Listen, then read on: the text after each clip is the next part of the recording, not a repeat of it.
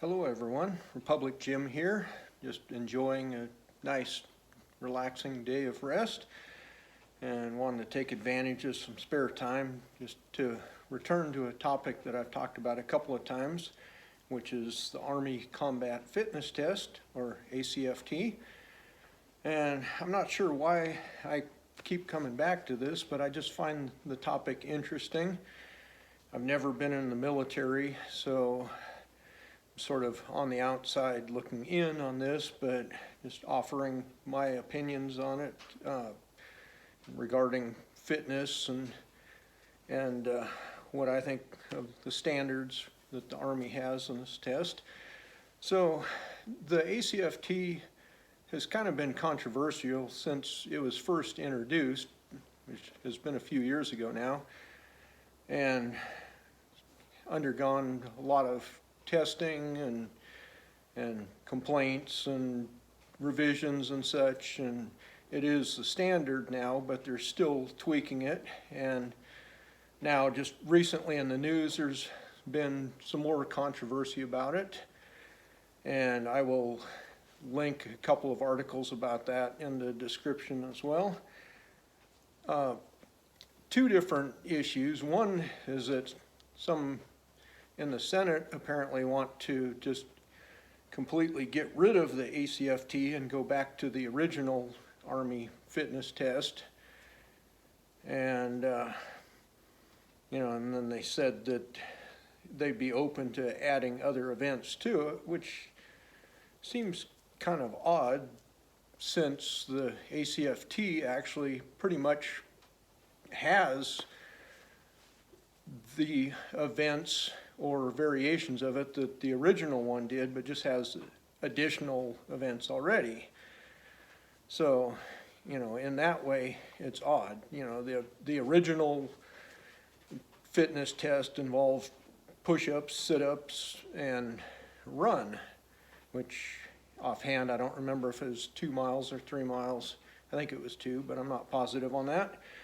Doesn't matter though. The ACFT has hand-released push-ups, which are a little different than just banging out non-stop push-ups, using the stretch reflex and just going like that as fast as you can. The hand-released one, you have to go all the way down, touch the chest on the ground, pick up the hands, put them out, and then push. So it takes the stretch reflex out of that and makes it a little more about actual shoulder and chest strength. But still has that push-up component in the test. Still has 2-mile run as the last event of the test. And then there's one for ab strength, which I've done a video on that, my thoughts on the current state of that. They did originally have the leg tuck, which was more of a challenging event, which took the place of sit-ups. And now they've done away with that and gone to a plank instead, which I find slightly silly, as you'll see if you watch that video I did. But so now they have just a static hold instead of some sort of dynamic movement. I personally would rather see like maybe a hanging knee raise, which would be slightly easier than the leg tuck, and take away the complaint about that. If it was just purely abs, doing a hanging knee raise would work well. Or they could do a ab wheel rollout or something like that, that again would test strength and stabilizers on a dynamic movement instead of just holding. But regardless, it has a test for ab strength. And I think the big point about the sit-up test before was, again, it was just just up and down, up and down, up and down as fast as you could. And I think a lot of people sort of gamed that by just slamming down hard and then using the rebound to come back up quickly, and really was not a very safe or healthy way to demonstrate ab strength. So, there are definitely ways where you could do a slower, more controlled movement without slamming down against the ground. So honestly, other than the plank being a stupid idea, I think overall the ACFT really is an improvement in that it tests more areas of fitness. It also has just like maximal pulling strength and explosive power and carrying and dragging things, and overall it's a pretty well-rounded test. It could use some fine-tuning, but I think really it's an improvement because the original test just sort of favored wiry, really lightweight guys that had good strength endurance and relative strength to their body weight, but did not favor anything as far as maximal strength or being able to carry heavy loads or anything like that. So anyway, so I don't quite see the point in this idea of throwing out the ACFT completely and going back to the original one. I think it's, broadly at least, it's a good improvement going with the new ACFT. It certainly could still stand to be tweaked a bit, as I mentioned. But the other thing that they're still arguing about is the scoring system and whether to have gender neutral or how exactly they're going to do the scoring on that. And one article I link, I pretty much agree with what they're stating.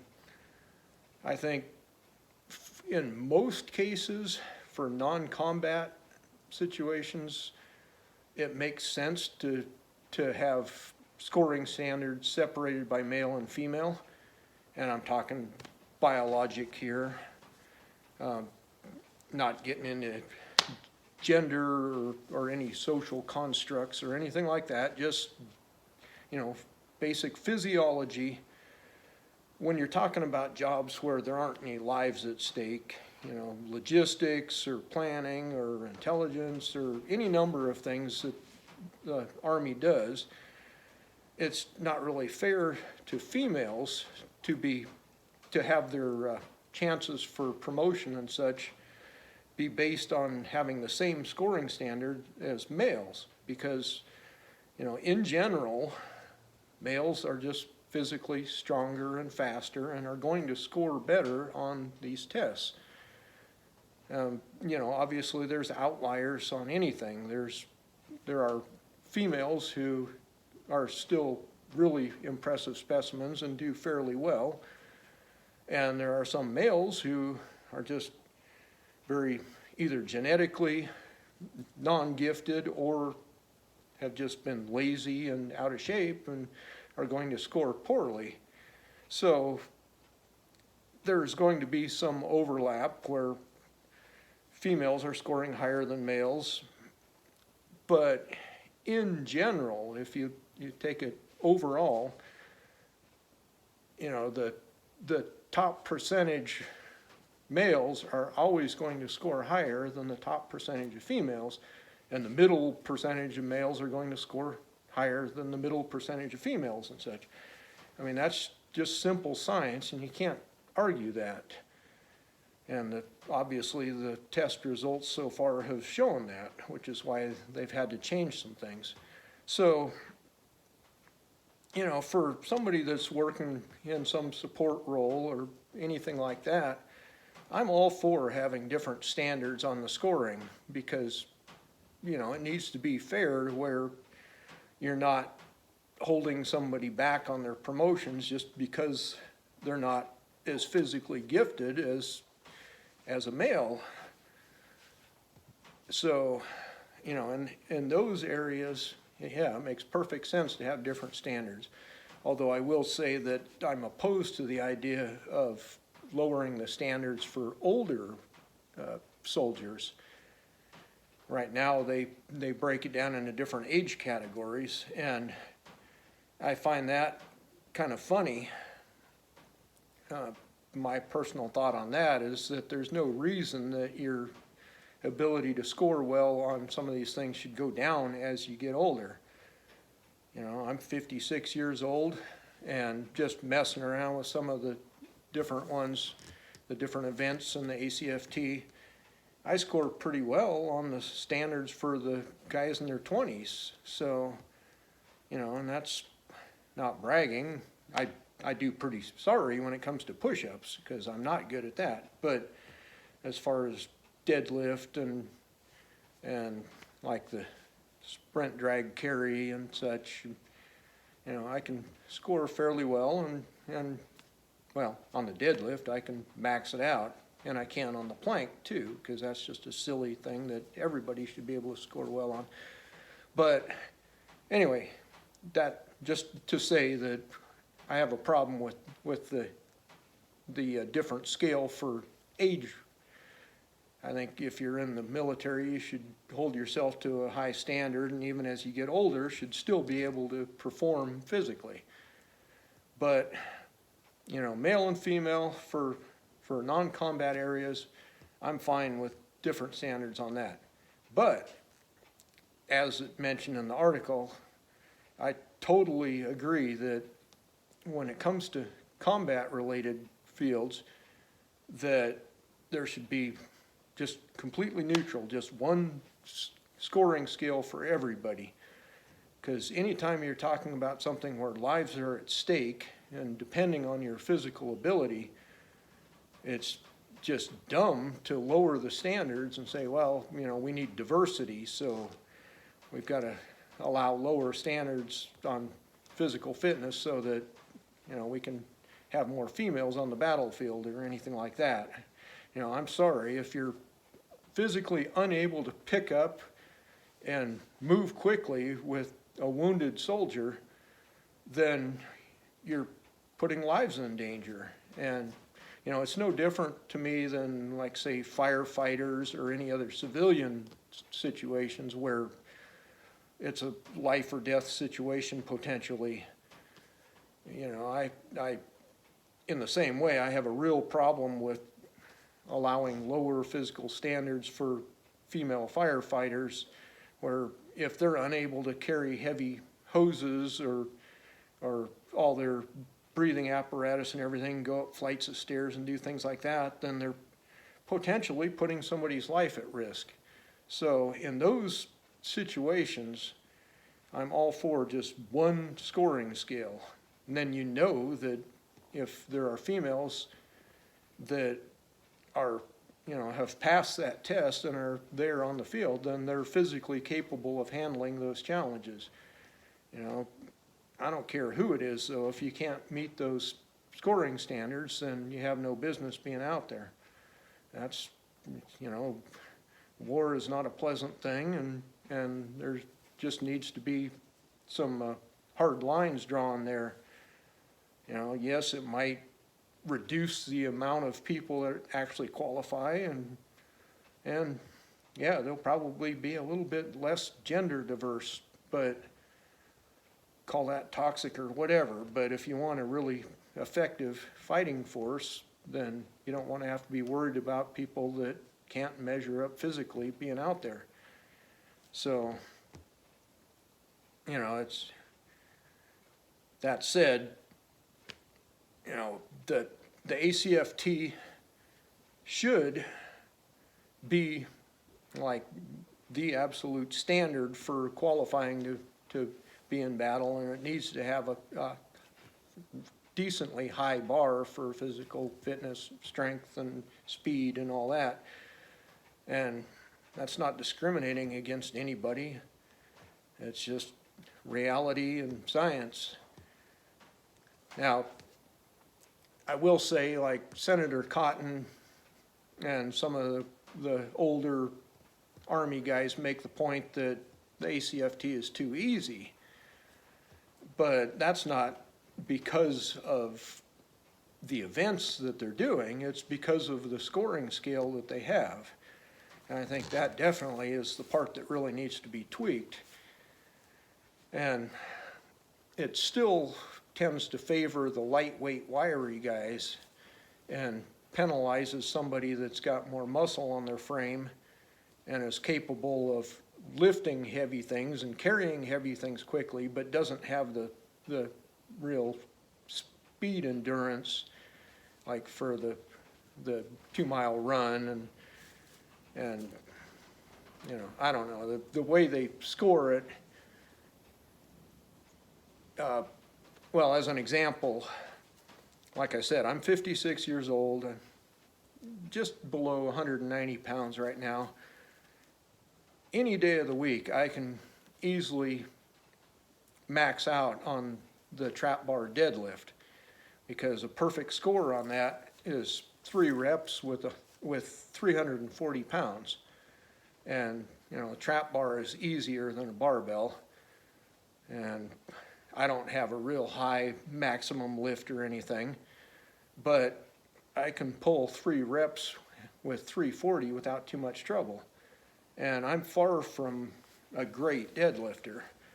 You know, there's lots of guys, you can go pretty much any gym around the world and find guys that are pulling significantly more than I am on the deadlift. And, you know, you get somebody like that, just all around strong, athletic guy, and, you know, say they could pull 500 pounds on the deadlift, which is not too hard to find people that can pull 500 with the trap bar, but doesn't do any good. They can only get 100 points on that for pulling 340 for 3 reps. That's it. No matter how strong they are or how many reps they could do or anything like that, that's the maximum. So, whereas somebody who's wiry and lightweight, even if they can't pull anywhere close to that, they're still going to get a relatively decent score. And that just kind of unfairly penalizes the guys who are big and strong. And then, of course, with this stupid idea of the plank, if they're going to keep the plank as the test for the abs, and again, as I said, I'd rather see a dynamic movement, something that actually shows some ability to contract the muscles, not just hold it steady. But if they're going to keep that, they really should increase the maximum, because, you know, I forget exactly what the perfect score is on that. It's some stupid thing like 3.5 minutes. And I mean, on a bad day, when I'm tired out and at the end of the day and such, I can still hold at least a 4-minute plank without too much strain. I think anybody who's in decent physical shape and has somewhat strong abs, if they practice it a bit, should be able to max out that 3.5 minutes. So if you're going to really make it a test of the abs, it needs to allow for much higher scoring than that. And on this one, actually, it sort of penalizes the lightweight, wiry people, because, you know, somebody that is lightweight and has strong abs, there's lots of guys that can hold a plank for, you know, 5-10 minutes or whatever, and yet they can't get any sort of benefit because, you know, 3.5 minutes or whatever the maximum is, and they're done. Whereas somebody that is weak in the midsection can just hold it for a couple of minutes and still get a reasonable score. So I think that upper end should be much higher, and the minimum should be raised too. And there's, you know, the standards on a couple of the other events could be boosted up. I think overall the entire test could be scored much more challenging. I realize that that would mean that a lot of people would have difficulty passing or getting a high score on it, but my personal feeling is the people that are in really good shape should be, you know, should score significantly higher than people that are just in moderate shape. So, you know, I'm all for looking at those standards and raising them a bit, but I get that it's, in this day and age, it's hard to get recruits that are even able to meet the standards they have now, which is slightly appalling. But anyway, I'm not going to get into talking about that right now. That's a separate topic. But all that's just kind of my rambling thoughts on the current controversy on the ACFT, and I'd love to see them kind of get it sorted out and get a final version where, you know, just the controversy can end and they can just have one standard going forward that they know is not going to change anymore. But we'll see what develops with that, and feel free to let me know what your thoughts are on the topic. I'd be interested to hear that, especially if you have any military experience. This has been Republic Jim. I'll talk to you later.